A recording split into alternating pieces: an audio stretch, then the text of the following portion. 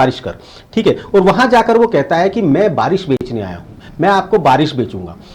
20 साल पहले, 25 साल पहले, 30 साल पहले बनी हुई ये फिल्म आज की चीज को दिखाती है कि वाकई में अब हम थोड़े दिन बाद बारिश खरीदने के लिए अगर कोई भी ठग आता है, कोई भी करता, मतलब किसी भी दर्जे तक चले जाएंगे। इस भयावह स्थिति से बचने के लिए किस तरीके से हमें क्या करना चाहिए जिससे कि हम कम से कम ऐसी स्थिति में ना पहुंचे? अभी आपने सही कहा, पीछे जो दिल्ली का वाकया आपने सुना होगा, जब नवंबर का महीना था, जब उसमें प्रदूषण का लेवल बढ़ गया था, तो एक ये बात चली कि वहाँ कृत्रिम बारिश कराई जाए ताकि वो प्रदूषण का लेवल जो जिस मूवी की, जिस फिल्म की आप बात कर रहे हैं वो इस तरह से ही है जी। आने वाले समय में अगर हमारे रिसोर्सेज, खास तौर से पानी को, जल का संरक्षण नहीं हुआ, क्योंकि जल बनाया नहीं जा सकता, इसको बचाया जा सकता है या समुचित उपयोग किया जा सकता है, तभी हम लोग हमारी आज की जरूरत को भी पूरा कर पाएंगे और आने वाली जो हमारी पीढ़ियां हैं उनके लिए भी कुछ हम लोग उसको सुरक्षित कर पाएंगे जी।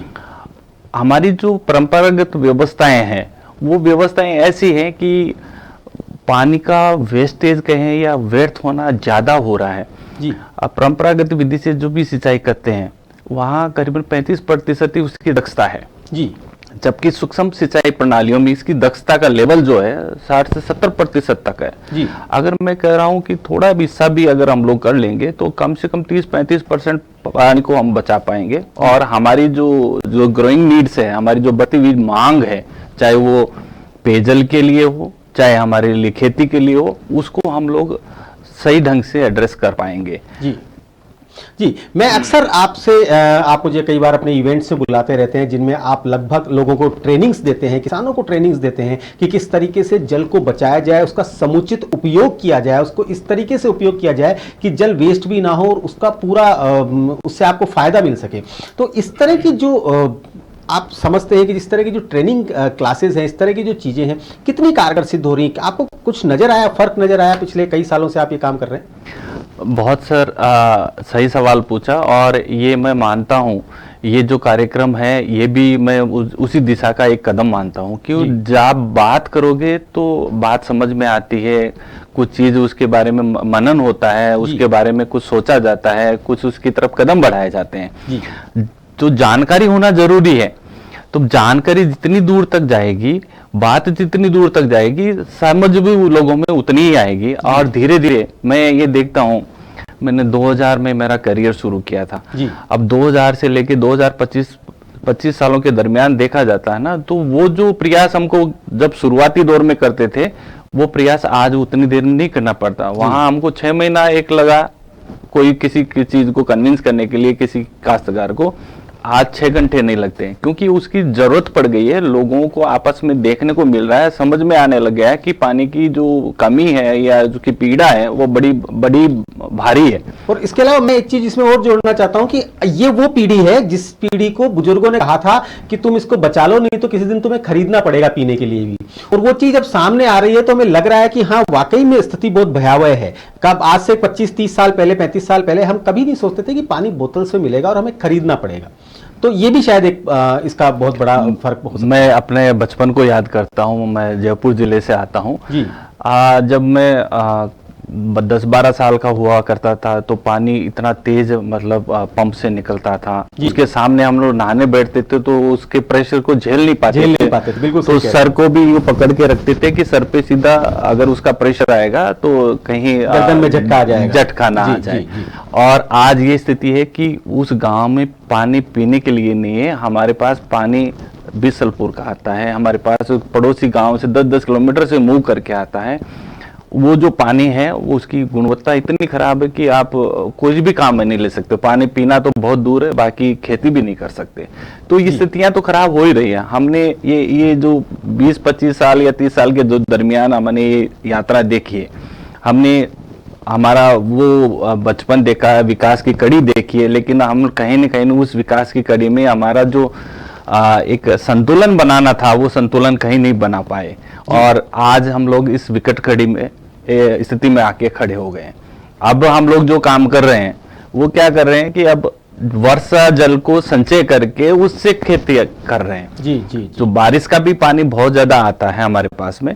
आप जयपुर जिले का देखेंगे करीबन 500 से 550 मिलीमीटर प्रतिवर्ष बारिश होती है जी, और इस इतनी बारिश को हम अगर संजो के किया जाए ना, तो कम से कम 4-5 हेक्टेयर एरिया में, एक मान लीजिए आप 100 बाई 100 फीट का और 10-12 फीट का गहरा कोई तालाब बनाते हैं, पॉन्ड लाइनर, तो उसमें जो संचय जो पानी होता है उससे आराम से 2 से 3 हेक्टेयर एरिया में आप अच्छे से सिंचाई कर सकते हैं। सर एक बार बीच में रोकना चाहूंगा क्योंकि YouTube पर हम लगातार लाइव हैं और लोग कमेंट्स कर रहे हैं। एक कमेंट आया है, शायद आप समझ सके उन्हें, वो पूछ रहे हैं सूखी जमीन पर पानी कैसे बचाएं। मतलब मैं समझ नहीं पा रहा हूँ क्या पूछना चाह रहे हैं, अगर आप समझ पा रहे हैं तो मैं चाहूंगा कि सूखी जमीन का मतलब ये है कि असिंचित क्षेत्र होगा जहाँ सिंचाई की व्यवस्था नहीं है, और वहां पानी कैसे हम लोग उसको इस्तेमाल करें। तो वर्षा का जो पानी होता है, जो अपन 4 महीने में अपना जून से लेके मोटा मोटा सितंबर तक जो बारिश होती है, उस बारिश के दौरान हम पानी को संचय करें। जो ऐसे हमारा जो खेत का भाग है, जो ढलान वाला है, जहां पानी भरा होता है, वहां अपना इस तरह का तालाब या पौंड की व्यवस्था करें, और उसकी जो मापन है वो इस तरह से करिए कि जितना हेक्टेयर एरिया है उतना पानी उसमें आना चाहिए, ताकि जो हमारा ढलान वाला एरिया है वहां से पानी बह के और उसमें आके संचित हो जाए, और उस संचित पानी से ही हम खेती करें। तो ऐसे असंचित क्षेत्रों में जहां सिंचाई की व्यवस्था नहीं है, ये मॉडल बहुत कारगर हो रहा। और राजस्थान में खास तौर से आप आसपास के देखेंगे, आप चाहे ये हाड़ौती एरिया में चले जाइए, अपने ये दूदू का एरिया है, वहां जहां भूजल नहीं है, सिर्फ लोगों ने ये खेत तलाई बना के और वर्षा जल आधारित जो कार्यक्रम है उसको पानी को संचय करते हैं। और जैसे अभी रबी की फसल चल रही है, आपको देखने को मिलेगा चने की और अपने सरसों की खेती अच्छे से की जा रही है, और बीच में सप्लीमेंटल इरिगेशन के लिए 1 या 2 सिंचाई करेंगे और बहुत अच्छी पैदावार मिलती है। तो ये छोटे छोटे इंटरवेंशन है जिनके माध्यम से हम अपनी खेती को भी अच्छे से कर पाएंगे, और जो हमारे जो नेचुरल प्राकृतिक स्रोत हैं उनका इस्तेमाल कर पाएंगे जी। और किस तरीके से किसान पानी को बचा सकता है, क्योंकि आपने बताया कि ट्रेनिंग से हम लोगों को सिखाते हैं, नई ऑटोमेटिक जो नई टेक्नोलॉजी है उसके हिसाब से सिखाते हैं, परंतु फिर भी क्या कारण है कि किसान उसको जागरूक नहीं हो पा रहा, किसान तक बात पहुंच नहीं पा रही, कहाँ हम लैग कर रहे हैं इन चीज़ों में? देखो, तकनीकी अगर रूप देखते हैं तो पानी बचाने के ये है कि जो नई तकनीकी का है, सूक्ष्म सिंचाई प्रणालियां हैं, उनका इस्तेमाल बढ़ाया जाए, एक चीज। दूसरी चीज, ये सूक्ष्म सिंचाई प्रणालियां लेने के बाद में भी किसान को ये पता नहीं है कि उसको कितना पानी देना है जी। ये बड़ी समस्या है। किसान क्या है, उसको अपने परंपरागत जो तरीका था, उसको पानी नहीं दिखता था खेत में, तब तक वो उसको चलाए रखता था, वैसा ही उसका भी इस्तेमाल कर रहा है जी। तो ये बड़ी दुविधा हो गई, पैसा का पैसा खर्च हो रहा है, और जो जिस उद्देश्य से इन परियोजनाओं को लागू किया जा रहा है वो उद्देश्य प्राप्त नहीं हो पा रहा। तो वो किसान को बताने के लिए ये जरूरी हो गई कि अभी तकनीक का सहारा लेके कि वो ये बताएं कि आज इस फसल में इस पर्टिकुलर डे पे हमको कितना पानी देना है। वो किसान के पास में उसके मोबाइल पे या किसी भी रूप में वो सूचना जाना जरूरी है, ताकि किसान उसका इस्तेमाल करके और उसका अपना जो पानी की सिंचाई है उसको व्यवस्थित उसी के रूप से करे। तो शायद जो ओवर इरिगेशन है या जो ज्यादा पानी देने की प्रवृत्ति है उससे हम बचा सकते हैं, और उससे पानी की बचाव निश्चित रूप से मैं कहता हूं कि अगले 20-30% और बच जाएगी जी। इरिगेशन एसोसिएशन ऑफ इंडिया, क्या काम है सर इनका, क्या करते हैं, किस लिए ये एसोसिएशन बनाई गई है? इरिगेशन एसोसिएशन ऑफ इंडिया एक इरिगेशन इंडस्ट्री का एक संगठन है जो पॉलिसी एडवोकेसी करता है, क्योंकि भारतवर्ष में ये जो सूक्ष्म सिंचाई प्रणालियों का जो अडॉप्शन है, उनकी जो इस्तेमाल करना है, वो किसानों के लिए उनको इंडस्ट्री के माध्यम से हम लोग ये इक्विपमेंट्स देते हैं। और इंडस्ट्री में चूंकि हर स्टेट के साथ में इम्पेनल्ड रहती है इंडस्ट्रीज, तो इंडस्ट्रीज की जो समस्या है वो गवर्नमेंट तक पहुंचाना, और गवर्नमेंट के जो तौर तरीके हैं या उनके जो रूल रेगुलेशंस है वो इंडस्ट्री तक पहुंचाए, तो एक ब्रिज का काम करती है जी। दूसरा, अवेयरनेस प्रोग्राम क्रिएट करती है कि नई तकनीक, नई सूचना, नई प्रणाली हम लोग जब तक नहीं लाएंगे, इंडस्ट्री में भी अक्रॉस द इंडस्ट्री अगर नहीं अपनाई जाएगी तो वो कहीं ना कहीं लैकिंग हो जाएगा, और जो उद्देश्य की प्राप्ति है वो कहीं देरी हो जाएगी या कम मिलेगा जी। तो उस काम को ब्रिज करने का काम भी इरिगेशन एसोसिएशन का है जी।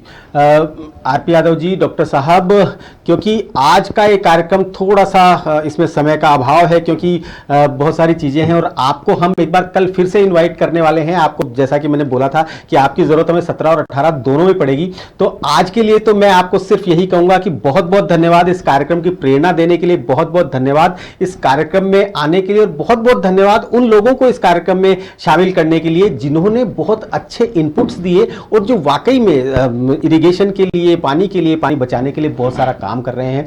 जाते जाते हमारे किसान भाइयों के लिए 2 शब्द। मैं सभी किसान भाइयों से ये कहूँगा कि जो जल संरक्षण से जुड़े हुए हैं, प्राकृतिक खेती से जुड़े हुए हैं या गो संरक्षण से जुड़े हुए जितने भी मुद्दे यहाँ आज जो चर्चा की जा रही है, उनसे आने वाले जो होने वाले फायदे वो हम अपना के और आस पड़ोस में लोगों को जागृत करके वृहद स्तर पे लागू करें, क्योंकि ये समस्या एक जगह की नहीं है, समस्या बड़ी है और सामूहिक प्रयास करना बहुत जरूरी है। इसलिए सारे मिलके अगर हम लोग इस दिशा में काम करेंगे तो मुझे नहीं लगता कि हम लोग इस समस्या, हमारे लिए कोई समस्या नहीं रह जाएगी। बस इतना सा है कि जो सुनो वो करो और करके उसको दिखा दो, वेट मत करो। अब वेट करने या इंतजार करने का समय नहीं रहा है। जी बहुत बहुत धन्यवाद, बहुत बहुत शुक्रिया आपका यहाँ आने के लिए, बात पानी की करने के लिए। उसी पानी की जो आसमान से आता है, बूंदों में गाता है, पहाड़ों से फिसलता है, नदियों में चलता है, नहरों में मचलता है, कुएं पोखर से मिलता है, खपरेलों पे गिरता है, गलियों में फिरता है, मोड़ पर संभलता है और फिर आगे निकलता है।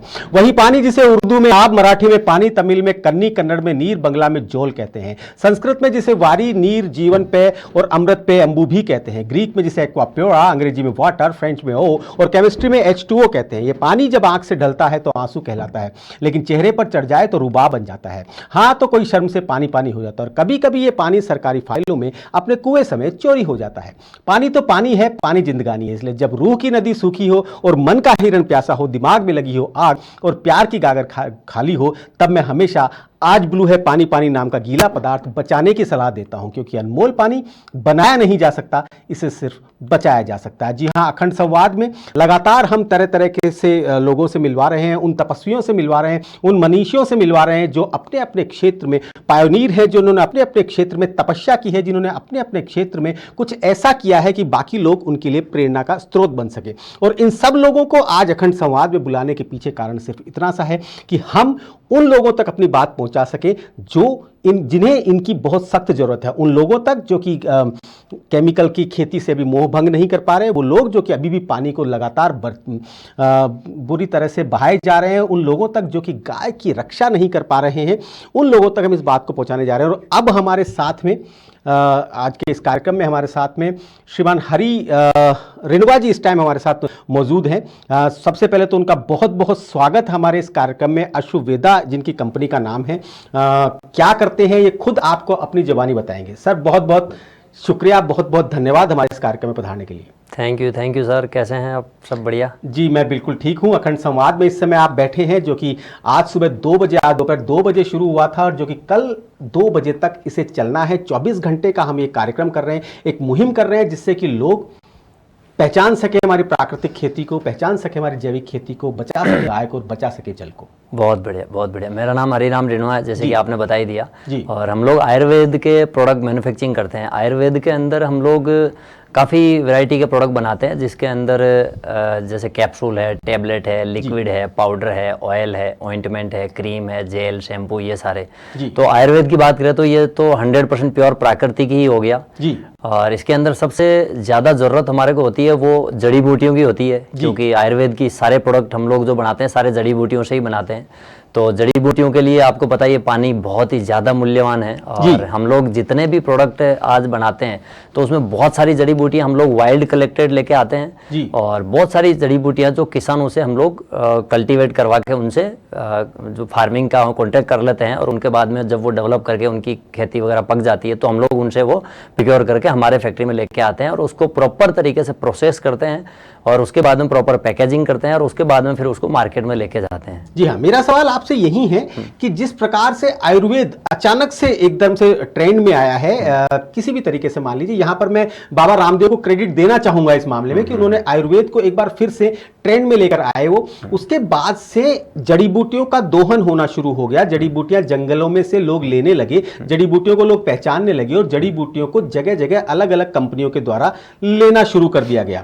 कब तक? और एक तरफ जंगल कम होते जा रहे हैं, जंगल से जड़ी बूटियां कम होती जा रही, तो आयुर्वेद को हम कहना चाह रहे हैं कि हमारा जो देश है वो आयुर्वेद के मामले में पायनीर है, हमारा देश विश्व गुरु बनने जा रहा है आयुर्वेद में। तो कब तक हम जंगलों से इन जड़ी बूटियों को निकालते रहेंगे?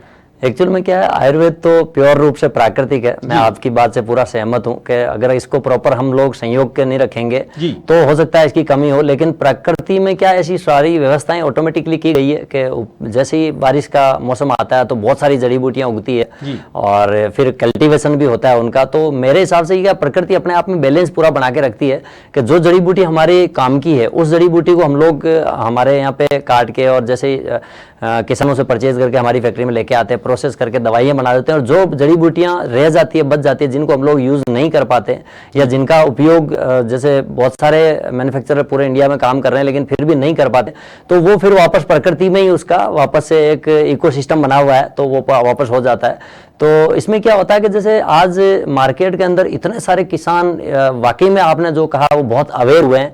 उसके बाद में जैसे आपने बाबा जी का नाम लिया और आपने एक शायद कोरोना का भी अभी जस्ट हमने देखा सब लोगों ने कि कोरोना के बाद में आयुर्वेद का जो एक लोगों के मन में पहले एक वो था कि आयुर्वेद में थोड़ा उतना विश्वास नहीं करते थे, तो जो अवेयरनेस की बात करें तो कोरोना के बाद बहुत जबरदस्त बढ़ी है। और जैसे आयुर्वेद के जो उपयोग करने वाले हैं प्रोडक्ट, उनकी अवेयरनेस बढ़ी है, उसके साथ साथ जो पैदावार करने वाले हैं उनमें भी अवेयरनेस आई है।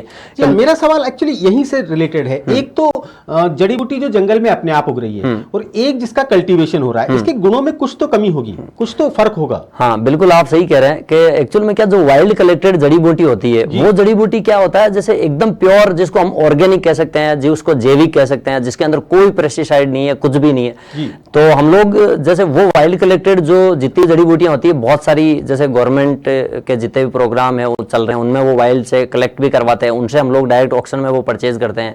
और बहुत सारे बिजनेसमैन वगैरह जो इस पे काम कर रहे हैं उनसे भी हम लोग करते हैं, और बाकी डायरेक्ट किसानों से हम लोग करते हैं। तो किसान क्या है, इसको प्रॉपर तरीके से जब वो काम करता है अपनी खेती के अंदर, तो हम लोग उसको अवेयर करते हैं कि इसके अंदर बिल्कुल जीरो पेस्टिसाइड डालो, क्योंकि जितनी भी जड़ी बूटियां हैं वो बिल्कुल क्योंकि उनके अंदर थोड़ा बहुत खाद वगैरह है, जैसे आजकल जिप्सम ग्रेनुअल और थोड़ा सा ऑर्गेनिक टाइप के जितने भी जैविक चीजें जो आ रही है उनको उपयोग करके भी वो बहुत अच्छी तरह से पैदावार ले सकता है। जैसे गाय का गोबर हो गया, गौमूत्र हो गया और गुड़ हो गया, जैसे और भी जैसे चना वना की भूसी से बहुत सारे इस तरह के जैविक प्रकार के खाद वाद भी बनाए जा रहे हैं, उनसे भी बहुत अच्छी पैदावार मिलती है। तो ऐसा नहीं है कि वो बिल्कुल प्योर 100% अगर मान लो वो केमिकल यूज करेंगे तो ही उनको पैदावार मिलेगी। जी, बहुत सारी जड़ी बूटियां, हालांकि आयुर्वेद एक बहुत बड़ा विषय है, बहुत लंबा विषय है, बहुत सारी अनगिनत जड़ी बूटियां, बहुत सारी तो ऐसी जिन्हें हम पहचान भी नहीं पाए, वो धीरे धीरे लुप्त हो गई। परंतु मैं यहाँ बात करूंगा सिर्फ एक मोरिंगा की, क्योंकि मोरिंगा एक ऐसा चीज है जो कि एक साइड बिजनेस एक तरह से उसका किसान का हो सकता है, अपनी मेड़ पे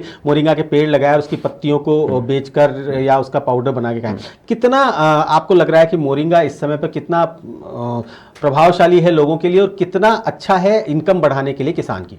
मैं आपको इसके बारे में थोड़ा सा डिटेल से बताता हूँ। मोरिंगा वाकई में ही एक जिसको हम कह सकते हैं एक मतलब चमत्कारिक जो आप पादप कह सकते हैं, पेड़ कह सकते हैं उसको। इसमें क्या होता है, जैसे मोरिंगा के जो लीफ है, जो लीफ के अंदर हम लोगों ने उसका जैसे लीफ का पाउडर करके उसमें बहुत सारी हमने टेस्टिंग करी, तो उसके अंदर मिनरल, जितने भी बहुत सारे मिनरल मिले, बहुत सारा प्रोटीन का बहुत जबरदस्त सोर्स है मोरिंगा। तो आज मोरिंगा की जैसे पहले इतना अवेयरनेस नहीं थी, लेकिन कोविड के बाद इसकी अवेयरनेस बहुत हुई है और मोरिंगा एक हर आदमी को मेरे हिसाब से लेना चाहिए। नेचुरल प्रोटीन है बिल्कुल, उसके अंदर कोई भी किसी भी प्रकार का सिंथेटिक कुछ भी नहीं है, 100% प्योर मिनरल और नेचुरल प्रोटीन वगैरह उसके अंदर पाए जाते हैं। और अब बात करते हैं हम लोग किसानों के लिए और या कोई भी मोरिंगा की खेती करना चाहता है उसके लिए। मोरिंगा का क्या है, नॉर्मल जिसको हम अपने आसान आम भाषा में हम सहजना भी बोलते हैं, जिसको हम लोग कुछ सब्जी, हाँ ड्रम स्टिक होती है, जिसको हम लोग सब्जी वगैरह में भी रेगुलर यूज भी करते हैं, लेकिन इसके गुणों के बारे में लोगों को इसका बहुत ज्यादा पता नहीं है। तो अगर हम अच्छा इसकी खेती की बात करें तो इसमें क्या मेड़ पे आप इसके बीज लगाओ, नॉर्मल से इसके बीज आते हैं, जिसको कहीं पे भी आप मेड़ पे या खेतों में जहां भी आप कोई भी फसल कर रहे हो उसके बीच में थोड़े से आप बीज जगह जगह लगा दो, तो उससे ये बहुत ही बढ़िया तरीके से कम टाइम में बहुत अच्छा पेड़ बन जाता है। और इसकी जो पत्तियां हैं वो बहुत एकदम घनी हरी होती है, और उनको आप तोड़ के और उनको सुखा के उसका पाउडर बना के, ये बहुत ही जबरदस्त, और इसका एक्सपोर्ट में भी बहुत बड़ा मार्केट है। तो मैं तो ये कहना चाहूंगा सभी किसान भाइयों से, आपको अपनी खेती के साथ साथ जो भी आप कर रहे हैं उसमें मोरिंगा का कुछ पेड़ लगाएं, वो आपको बिल्कुल आपकी बिना कोई मेहनत किए आपको जो आपकी खेती कर रहे हैं उसके साथ में आपको एक्स्ट्रा बहुत सारी इनकम देगा।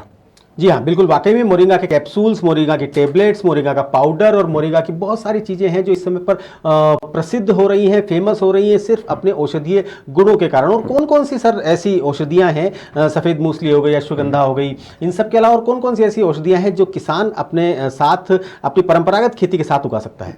जैसे अपन अगर राजस्थान की बात करें तो राजस्थान के अंदर क्या है, जैसे एलोवेरा की हम बात करते हैं सबसे पहले, तो एलोवेरा हमारे यहाँ का राजस्थान का सबसे बेस्ट माना जाता है। और हम लोग जैसे पूरी इंडिया में भी और बाहर भी जहां भी एग्जीबिशंस वगैरह लगाते हैं तो हमारे लोग पूछते हैं आप कहां से, हम लोग बताते हैं हम राजस्थान से, तो लोग हमारे को बहुत अच्छा अप्रिशिएट करते हैं कि आपके वहां का वातावरण जो है बहुत ही जोरदार है, क्योंकि यहाँ पे कुछ बारिश भी होती है, गर्मी बहुत जोरदार होती है, सर्दी भी बहुत जोरदार होती है, तो यहाँ का मतलब एनवायरमेंट ऐसा है कि एलोवेरा के लिए तो बहुत ही जबरदस्त है। और भी बहुत सारी जड़ी बूटियों के लिए हमारा वातावरण बहुत ही शानदार है। और एलोवेरा का तो आप देख ही रहे हैं आज के जमाने में बाबा जी ने भी बहुत अच्छे से इसका प्रचार प्रसार किया है, और भी लोगों ने इसके ऊपर में काफी अच्छा काम किया है।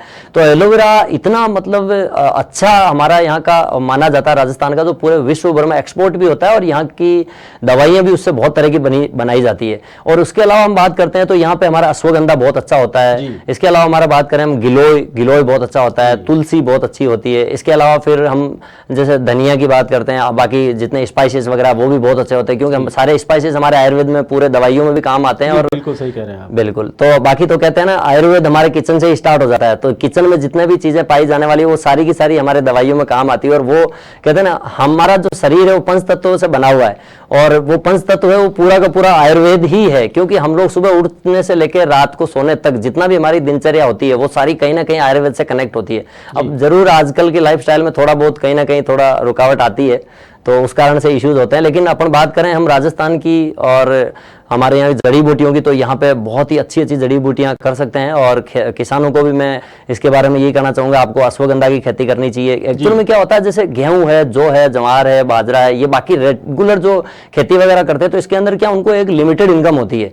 क्या होता है कि जैसे आज हर किसान वही करता है, क्योंकि वो सब उनको लगता है कि ये सबसे आसान है, लेकिन आज जितनी भी हम जड़ी बूटियों की बात करें तो इनकी भी खेती कोई बहुत ज्यादा वैसी नहीं है, टिपिकल बहुत ही आसान है। तो बहुत आसान है, जो जंगल में बिल्कुल खेत में तो बहुत आसानी से उग सकती है। हरिराम जी, आपके साथ इसमें एक बहुत लंबी चर्चा हम करेंगे, आपको राम राम साहब एक दिन बुलाएंगे जो कि 1 घंटे का एपिसोड होता है, जिसमें किसान डायरेक्ट आपसे फोन लाइन के जरिए बात करते हैं। मैं एक बार आपको उसमें जरूर इन्वाइट करूंगा। आज मैं समय की थोड़ी समय सीमा है, उसके लिए मैं आज के लिए तो इतना ही मैं आपसे कहना चाहूंगा। बहुत बहुत धन्यवाद आपका कि आप हमारे इस कार्यक्रम में पधारे। बहुत बहुत शुक्रिया। आयुर्वेद और मेडिसिनल प्लांट औषधीय पादप के बारे में आपने जो बताया, इस पर हम एक बार बहुत लंबी चर्चा करेंगे। जाते जाते हमारे किसान भाइयों के लिए एक संदेश आपसे मैं चाहूंगा। मैं सब लोगों को यही संदेश देना चाहता हूं कि आज हमारी जो ज़मीन है बहुत ही उपजाऊ ज़मीन है। मैं तो आप सब लोगों से यही रिक्वेस्ट करना चाहूँगा कि आप उसके अंदर बिल्कुल कम से कम केमिकल या केमिकल मुक्त खेती वहाँ पे करें, क्योंकि आज जो मार्केट का हम देख रहे हैं इसके साइड इफेक्ट, जो केमिकल के साइड इफेक्ट है, जो जितने पेस्टिसाइड है उसके साइड इफेक्ट है, वो बहुत ही खतरनाक है। और कहीं ना कहीं वो हम लोग जो पेस्टिसाइड अब जमीन में डाल रहे हो, कहीं ना कहीं किसी न किसी माध्यम से, चाहे हमारे पशुओं के चारे से लेके, चाहे हमारे जितने भी जो हम औषधियाँ कर रहे हैं उनके माध्यम से, या जितना भी हम धान वगैरह कर रहे हैं, गेहूं चावल वगैरह जो कर रहे हैं उसके माध्यम से कहीं ना कहीं हमारे अंदर भी वो आता है, तो उसका कहीं ना कहीं पूरी मानव जाति को साइड इफेक्ट। तो मैं तो यही सबसे गुजारिश करना चाहूंगा, सब लोग ऑर्गेनिक खेती करें, जैविक खेती करें और कम से कम केमिकल यूज करें। जी हाँ, बहुत बहुत धन्यवाद, बहुत बहुत शुक्रिया आपका। जी हाँ, बिल्कुल सही बात है। जो हो गया उस पर मलाल ना करें, सफर अभी बाकी है, चलो कुछ कमाल करें। जी हाँ, अब हम प्राकृतिक खेती की तरफ घूम जाएं, अब हम गौ संरक्षण की तरफ घूम जाएं, और अब हम जल संरक्षण की तरफ घूम जाएं। ये ही अगर अब भी हम समझ जाएं तो अभी बहुत ज़्यादा देर नहीं हुई है। भविष्य के खतरों को देखते हुए, भविष्य की भयावहता को देखते हुए अब हमें समझ जाना चाहिए, क्योंकि अब हमें ज़रूरत है इस दिशा में 2 कदम बढ़ाने की। अखंड संवाद में लगातार एक के बाद एक गेस्ट जुड़ते जा रहे हैं, एक के बाद एक लोग आते जा रहे हैं, लोग हमारे साथ बात करते जा रहे हैं, संवाद करते जा रहे हैं, क्योंकि संवाद बहुत ज़रूरी है, क्योंकि बात बहुत ज़रूरी है, क्योंकि बात निकलेगी तो दूर तलक जाएगी, बात होगी तो आगे बात बढ़ेगी, बात से ही बात निकलती है और बात का ही बतंगड़ बनता है। जी हाँ, अगर हम चाहते हैं कि इस बात का इतना बतंगड़ बन जाए कि लोग गुस्से में आकर सब काम करना शुरू कर दें, छोड़ दें रसायन के खाने को, छोड़ दें केमिकल का यूज़ करना, छोड़ दें पेस्टिसाइड का यूज़ करना, तो वाकई में हम यहीं पर हम दोबारा से हमारे पुराने हिंदुस्तान को देख लेंगे, हमारे पुराने भारत को देख लेंगे। हमारी प्रकृति एक बार फिर से बहुत खूबसूरत हो जाएगी, हमारी प्रकृति एक बार फिर से इतनी खूबसूरत हो जाएगी जहाँ पर हमें बहुत कम दवाइयाँ लेनी पड़ेगी, बहुत कम बीमारियाँ होंगी, बीमारियाँ हमसे दूर होती चली जाएंगी और हमारा दिलो दिमाग बहुत खूबसूरत हो जाएगा। जब अखंड संवाद में लगातार हम लोगों को जोड़ रहे हैं, कुछ ऐसे लोगों को जोड़ रहे हैं जो लोग कुछ ना कुछ एक्स्ट्रा कर रहे हैं, कुछ ना कुछ अच्छा कर रहे हैं, कुछ ना कुछ ऐसा कर रहे हैं जो लोगों के लिए प्रेरणा का स्रोत बन जाए और लोगों को साथ में खुद कर रहे हैं, लोगों को साथ में करवा भी रहे हैं। जी हाँ, आपको एक के बाद एक हम ऐसे लोगों से मिलवाने जा रहे हैं और अब राम अब अखंड संवाद में वक्त है एक ऐसे व्यक्ति से मिलाने का, एक ऐसी पर्सनालिटी से मिलाने का जो जिनका काम कुछ हो रहा है परंतु शौक कुछ हो रहा है। वो पिछले कई सालों से लोगों को प्रोत्साहित कर रहे हैं अपने घर की छत पर सब्जियां लगाने के लिए, अपने घर की छत पर एक ऐसा गार्डन बनाने के लिए, ऐसा किचन गार्डन बनाने के लिए, ऐसे रूफटॉप गार्डनिंग के लिए लोगों को जोड़ रहे हैं, लोगों को उत्साहित कर रहे हैं। जी हाँ, मैं मिलाने जा रहा हूं आपको हमारे कवि महोदय किशोर पारिक किशोर से। जी हाँ, नमस्कार सबको। अखंड संवाद में जो विशेष रूप से एक विषय लिया है, मैं तो ये कहता हूँ एक कवि होने के नाते कि राष्ट्र जागरण धर्म हमारा को लेकर पूरे देश में हम लोग अलग जगाते हैं, लेकिन आज सुनील जी आपने और अपने इस चैनल ने जो अलग जगाई है और ऑर्गेनिक की ओर हमारे सबको पूरे देश को उन्मुक्त किया है, निश्चय ये एक बहुत ही एक सराहनीय कार्य है। मैं बहुत बहुत साधुवाद देता हूँ आपको और आपके चैनल को और इस अखंड संवाद को। जी, मैं सोचता था केवल आप नाम के कारण ही हमेशा किशोर रहेंगे, पर मुझे अब समझ में आया कि आप खुद की घर की लगाई हुई सब्जियां खाते हैं, खुद के घर की लगाई हुई चीज़ों को यूज़ करते हैं जो कि ऑर्गेनिक होती हैं, जिनमें बिल्कुल भी केमिकल का यूज़ नहीं है, इसलिए आप अभी तक भी किशोर बने हुए हैं। बिल्कुल सुनील जी, आपने सही कहा। ये बात कोरोना काल की है, जब 2020 में सबसे पहले मैं चपेट में आया था और उस समय इतना भयावह स्थिति थी इसकी कि मैं वर्णन नहीं कर सकता। मुझे अलग कर दिया गया, घर वाले भी नहीं मिल रहे थे, मैं 1 महीने करीब रहा। तो पड़ा मैं सोचता था कि क्या करूं, बच गए तो क्या करेंगे। तो मैंने सबसे पहले ये निर्णय लिया कि ये सब जो है ये वायरस तो है ही, लेकिन हमारे खान पान के कारण, आप लोगों ने भी सुना होगा एक ट्रेन चलती है, कहां से, पंजाब से चलती है, उसका नाम ही कैंसर। जी हाँ। मेरे परिवार में 3-4 लोग कैंसर के चपेट में आके हम सबसे रुखसत कर गए वो। तो मैंने ये सोचा कि इसका सबसे मूल कारण उभर के सामने आया कि जो खान पान है हमारा, अशुद्ध खान पान है और ये जो पेस्टिसाइड्स और दुनिया भर के ये खाद हम लोगों ने प्रयोग किए हैं, ये एक कारण है। तो मैंने कहा इनको थोड़ा रिड्यूस किया जाए, अगर बच गया किशोर तो छत के ऊपर एक किचन गार्डन जरूर लगाना। तो वो मैंने पहला काम किया और किचन गार्डन आज लगभग मेरे को 5 साल हो गए। 5 साल में मैंने लगभग मेरे 35 मित्रों की छत पर, सुनील जी, ये किचन गार्डन लगवाया है गुलाबी नगरी में। और मेरी आकांक्षा है कि यदि जयपुर का कभी एरियल व्यू लिया जाए तो जयपुर गुलाबी नगर की जगह ग्रीन सिटी नजर आए, छतों पर लोग बागो। आपने आज सुबह से मैं आपके चैनल को देख रहा हूं जी, आप बिल्कुल फार्मिंग पर, हमारी गौ माता पर, पर्यावरण, प्रकृति, पानी बचाओ, सब पे खूब चर्चाएं कर रहे हैं। अर्बन फार्मिंग भी अपने आप में एक बहुत महत्वपूर्ण इस क्षेत्र में हो सकता है, लेकिन हमारे घर छोटे छोटे हैं, उनकी छतें खाली पड़ी हुई है।